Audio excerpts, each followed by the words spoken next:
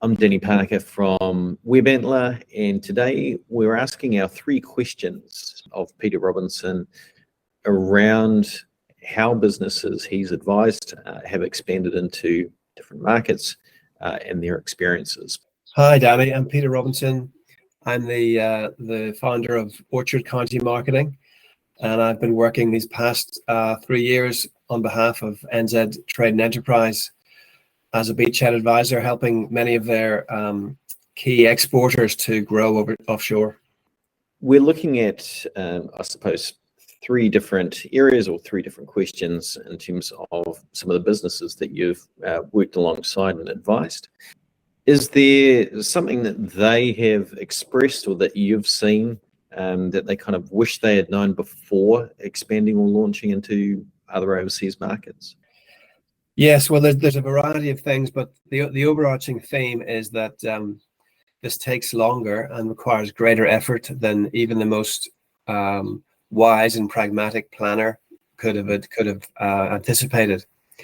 And the people who I've seen have greatest success before they've expanded, they've gone to some serious strategic planning effort, and they've looked at the opportunity offshore through the lens of 4 big areas, and they've worked through each of these 4 areas in quite some detail. And that's first of all through the lens of people.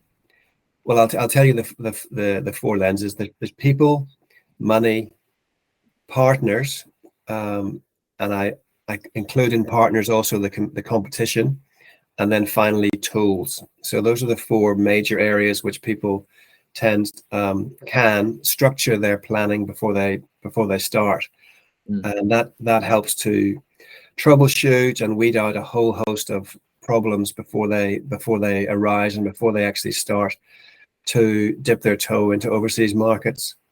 So just going through each of those areas. First of all, people. Does the domestic business have the capacity in terms of bandwidth, particularly of the senior management, to devote a lot of time and care to an offshore market? Is the local business humming successfully, and can you slice away some key important intellectual property and key people from the domestic business? And quickly, are you going to have to scale up and hire lots of new people? So people are what starts the conversation off. And then that flows quite fast into money. How much money is available to you, given that it's highly unlikely you'll be making a profit in the first 12 to 24 months, and really doubling down on knowing how much investment you'll need to get a foothold going, and then it flows nicely down into the next one, which is partners. One very fast way to reduce the amount of money it takes to get going is to form a partnership, be it a distribution partnership or a reseller agreement offshore with someone in the local market. And the people who I've worked with who've had the most success and the fastest success have done a very wise partnership. And as part of that, that gives you a fast track into understanding exactly what the competition is doing, who they are, who the competitors are in the offshore market, and does your existing value proposition and your existing positioning stack up against what's available locally. So you got people, money, partners, including the competitors. And then finally, it's the tools. What tools do you have at your disposal, which is largely about marketing tools, websites that are specific to the country you're getting into, and simple things too, like the communication tools, the technology tools, so you can be sharing information and sharing data across markets very easily. That might be a third-party logistics piece of software. It might be inventory management. And it'll most certainly be all the marketing, IT. So those are the things that I think if you haven't started to think and address those issues before expanding, you can very quickly get yourself into some strife. obviously, in terms of the type of work that you do, from your experience, what have you kind of seen that maybe isn't there in terms of the local resources, or just something that people have to kind of learn along the way as they go through it?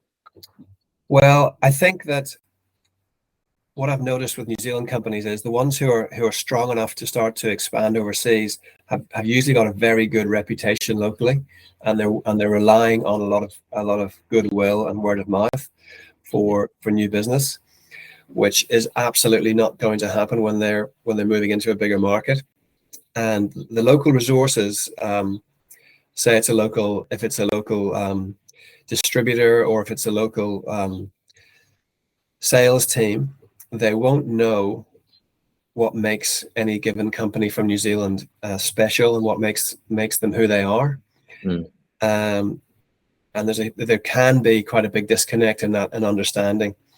And the way that I see people most effectively dealing with that is to be very clear and document their purpose, their mission, their values, to get clear on the positioning and the unique sales proposition and all the support pillars that sit underneath that, and to document that into a playbook.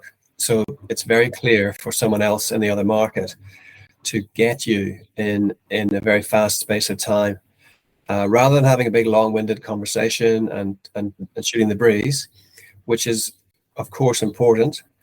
I think it's really good discipline to have a playbook, so that it just sets you up for a very much more robust and productive conversation with anyone new. So they start to understand exactly what makes you tick, where you're positioned, and they can start to see a company that's really serious about themselves and has done that due diligence around understanding what they stand for and why they're entering the market.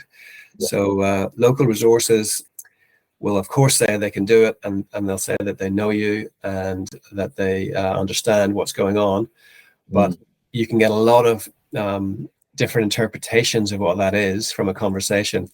And if it's documented and written down it's an American phrase, this playbook thing, but I think it's got so much merit. It just gets rid of all ambiguity and speeds up the conversations. Yeah. So in some ways, it's almost getting back to the basics, just getting back to those sort of core concepts. Yeah, those are very core concepts, which I think everyone should have anyway. But they become magnified when you're going into an offshore market, when people don't know you as well as people in New Zealand. Yeah, no, absolutely. You've given us quite a few good pieces of advice as well, and the different areas that you've gone through today. If you were to pick one thing, what would be your biggest piece of advice? The biggest piece of advice is to make a plan and document it before starting. So to spend that management time really understanding the size of the opportunity, and use those lenses to structure that planning. So plan before you make any action. That's number one. And as part of that will probably flow you into, I think, finding someone to help you in that local market as a partnership or a distribution deal. That would be the biggest piece of advice that I would give. And I've seen a lot of companies try to go it alone because they don't want to dilute the shareholding of the opportunity, and it can be counterproductive.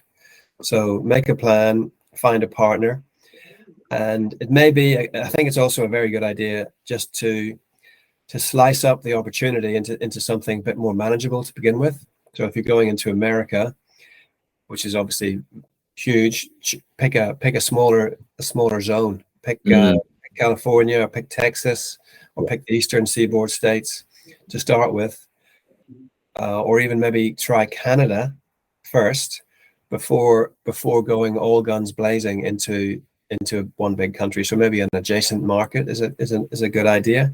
And then the only other small thing, but it's really understand local compliance, because that can trip people up. They may have to make product changes, software changes, all sorts of trip you up when you're least expecting it is when dealing with local compliance. So, sorry, that's not one thing, but if you can encapsulate that in your plan, then it can become one thing. Yeah. No, absolutely. Oh, well, thank you for talking with us today and sharing your words of wisdom. That's been very helpful. So thank you for that. Pleasure. Lovely to chat. Thank you.